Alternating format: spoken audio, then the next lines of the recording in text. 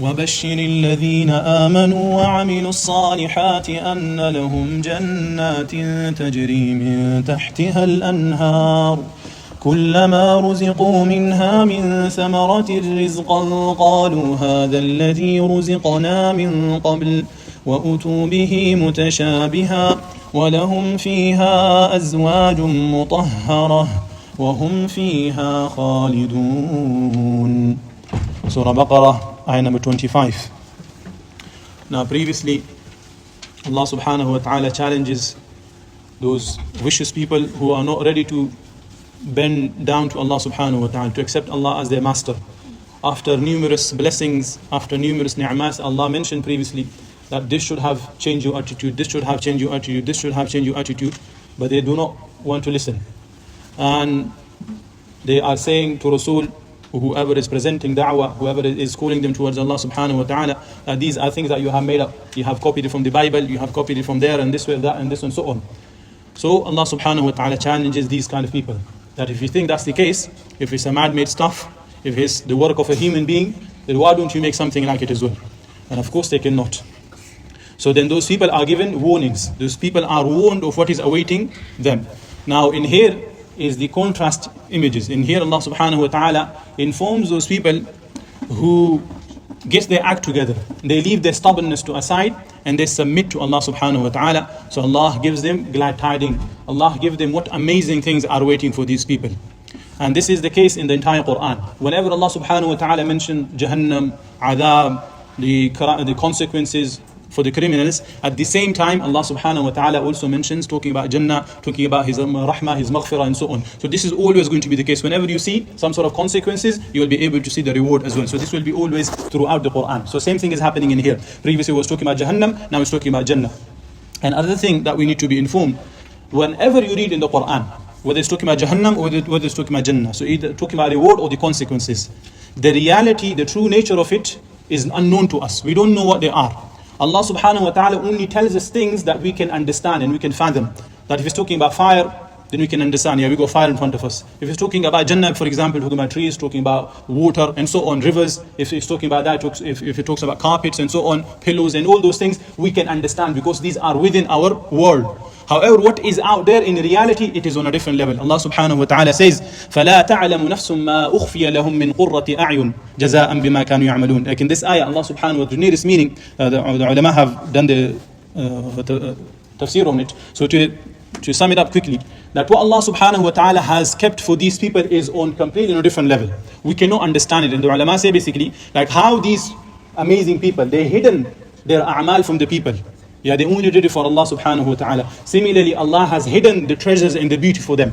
Like jaza'a wifaq, Allah subhanahu wa ta'ala will give them appropriate reward.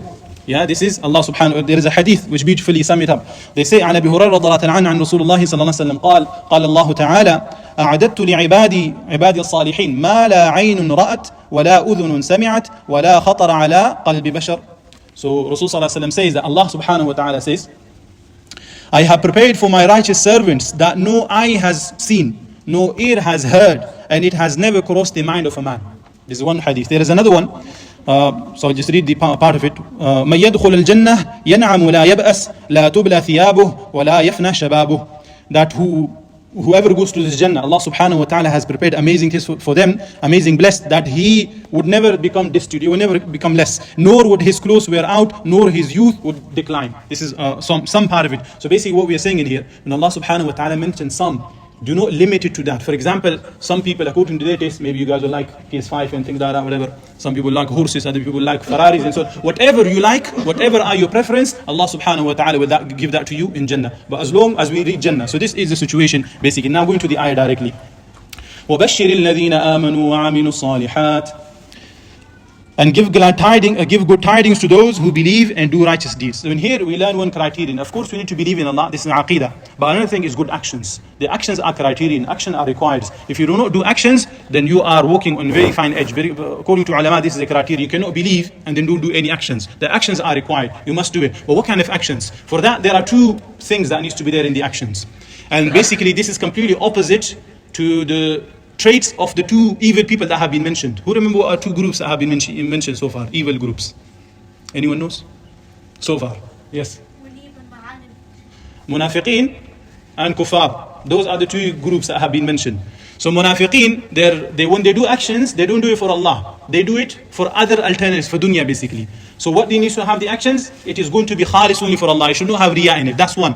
And another one is the opposite of kuffar. Yeah, they have ego, they have hasad, like inna alladhina kafaru. They don't want to accept Islam, they don't want to listen to Quran, they don't want to implement Islam, Sharia in their life because of their own ego, because of their own way, either my way or the highway kind of attitude. So they have pride. So you lower yourself to Allah subhanahu wa ta'ala and accept whatever He says. So meaning, two things needs to be there in the actions. One, it must not have riya, it must not have showing off. And second, whatever Allah subhanahu wa ta'ala calls good, then these are the good actions. And for example, Allah will say, go to jihad, hate certain people, love certain people, divorce, get married, and so on. All those things are there in the Quran. Allah has given us these instructions. But how are we going to do it? This is basically theory in the Quran. The practical life of Rasul, we will look at it. So we have got theory and then we go practical life of Rasul. So these are the good deeds that Allah has called it good and Rasul sallallahu alaihi wasallam has done it. So these are the few things that needs to be there in the good a'mal. So these are, for example, someone can say, let me do good deeds, yeah, according to some people. Like we go, so many old men in here, yeah, it's from the good deeds according to certain people that they can maybe open a pub shop right here. So they don't have to go far. Yeah, so they don't stumble over and sometimes it's rain and so on. So in some sense it's a good thing, yeah, because you are helping out the elders. But does Allah subhanahu wa ta'ala permits this, that you can open a pub shop or you can open a whatever rubbish things that's out there, haram, you can't do it. So it has to be within the boundaries of Allah subhanahu wa ta'ala. Otherwise, no matter what you think is a good deed, maybe you read lots of adhkar, yeah, that outside the boundaries of Allah, you're shaking your head, maybe dancing with it and so on. You may think you are getting the emotions together, but if it's not allowed in Islam, it's not a good deed. Okay, going forward. Furthermore, Allah subhanahu wa ta'ala says, Jannatin, anna lahum jannatin, tajri min tahtiha al-anhar. If you have Quran in front of you, it will be very easy. That they will have garden beneath which river flows.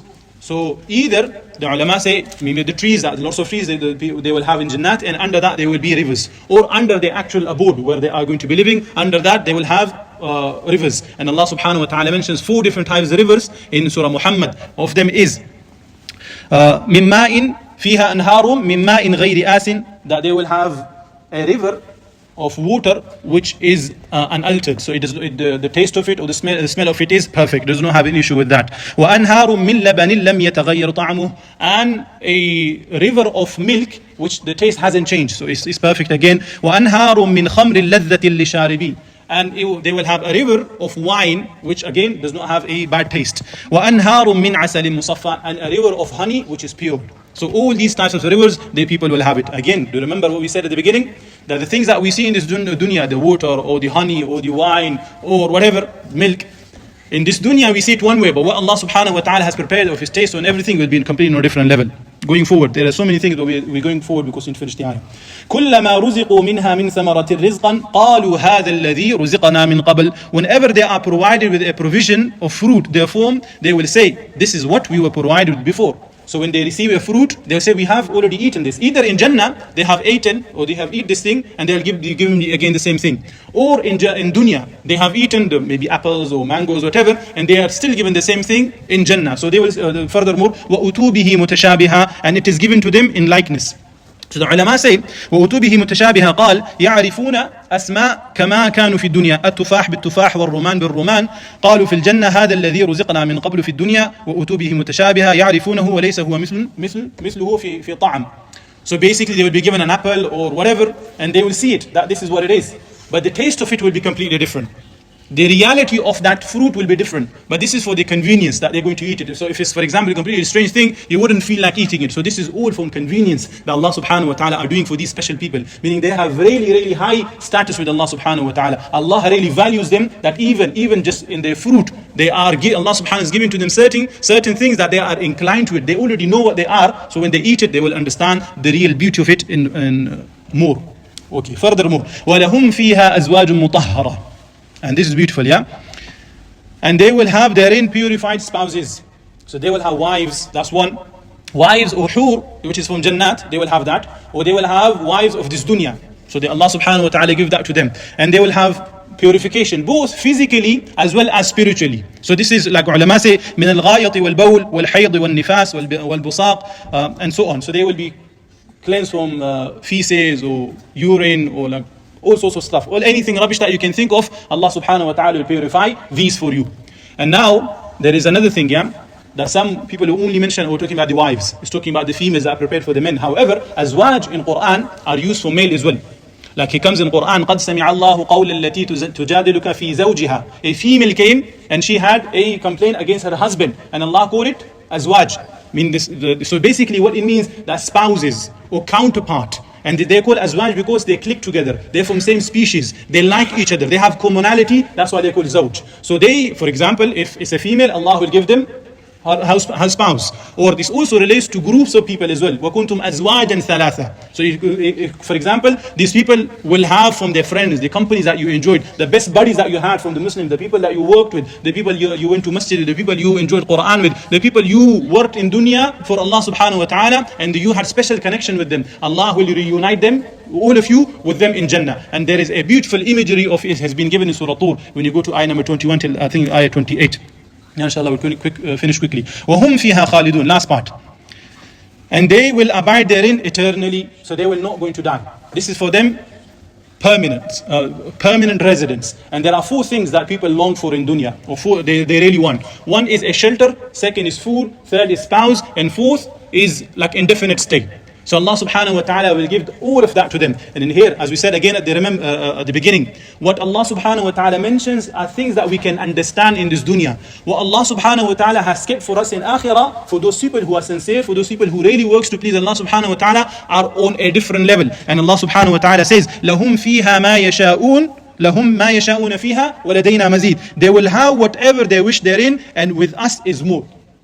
Yeah, these are only things that we can understand. What Allah subhanahu wa ta'ala has kept for us is on a different level. So may Allah make from those people who truly understand our Rabb, who truly value the Quran, whom Allah subhanahu wa ta'ala, the thing which Allah subhanahu wa ta'ala has sent us a path toward that Jannah, a path toward His rida. So may Allah make us sincere, may Allah make us from those people who really understand Quran and implement it in our lives. Wallahu a'lam.